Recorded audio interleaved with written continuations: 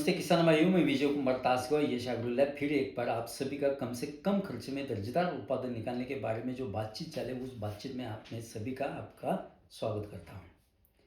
किसान भाइयों, हम आज जो बात करने वाले हैं वो है ममीफिकेशन और वाटर बिल और स्टॉक नेक्रोसिस के बारे में।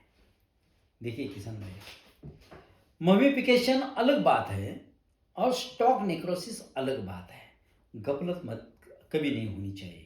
उसमें से जो फर्क है वो फर्क मैं आपसे बता दूंगा, लेकिन उससे पहले मैं आपको गुजारिश करूंगा कि ज़्यादा से ज़्यादा चैनल शेयर जरूर कीजिए।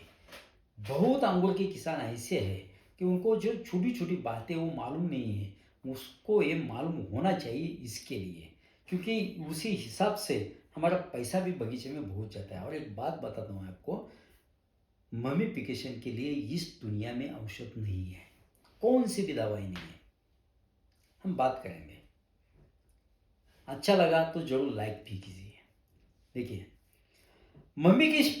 ममीफिकेशन होता है तो बंच अगर लंबा हो जाएगा, उसका न्यूट्रिशन बैलेंस अच्छा नहीं हुआ।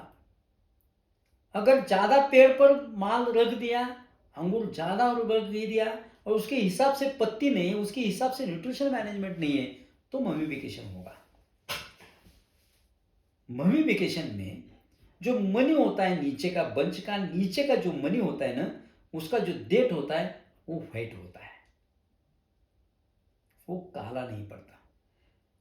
एक ममीफिकेशन। स्टॉक नेक्रोसिस कैसा होता है? स्टॉक नेक्रोसिस जो होता है वो स्टॉक नेक्रोसिस के जो मनी होती है ना, नीचे से ऊपर तक हो जाता है। उसका जो मनी होता है, उसका मनी का जो डेट होता है वो डेट काला पड़ जाता है, पूरा बंच का बंच काला पड़ जाता है। वो ममीफिकेशन है, वो स्टॉक नेक्रोसिस है। स्टॉक नेक्रोसिस यानी कि उसका कैल्शियम का कम होना, मैग्नीशियम का कम होना, सल्फर का कम होना, यानी कि न्यूट्रिशन मैनेजमेंट बराबर नहीं है, इसीलिए स्टॉक नेक्रोसिस हुआ है।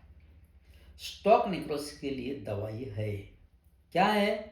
वो पत्ती और डेट दोनों चेक करेंगे, उसके हिसाब से हम आपको फर्टिगेशन देंगे। फर्टिगेशन देने के बाद वो ज़्यादा होना बंद हो जाएगा। जो हुआ है वो हुआ है, लेकिन जो नया है वो होने से बच जाएगा।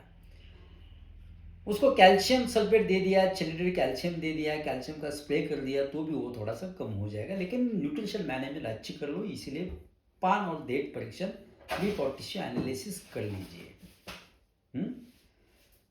दोनों में भी एनालिसिस बहुत जरूरत है। ममीफिकेशन अगर आपको नहीं होना चाहिए तो क्रॉप लोड थोड़ा सा कम रखिए। जितना उनको पेलता है, जिनका उनको सह जाता है, उनके हिसाब से आप क्रॉप लोड रखने की कोशिश कीजिए। उसके हिसाब से पत्ती भी हमारे बगीचे पर चाहिए। एक पत्ती कम से कम 9, कम से कम 5, ज़्यादा से ज़्यादा 9 मनी तक अच्छा तरह से वो पोसती है। उस हिसाब से काम करने का प्रयास कीजिए। किसान भाइयों, हमारी जो बातचीत चल रही है वो कैसी चल रही है जरूर कमेंट बॉक्स में लिखिए। हम इसके बारे में प्रशिक्षण देते हैं, ट्रेनिंग देते हैं, वो ट्रेनिंग भी लेने की कोशिश कीजिए। हमारा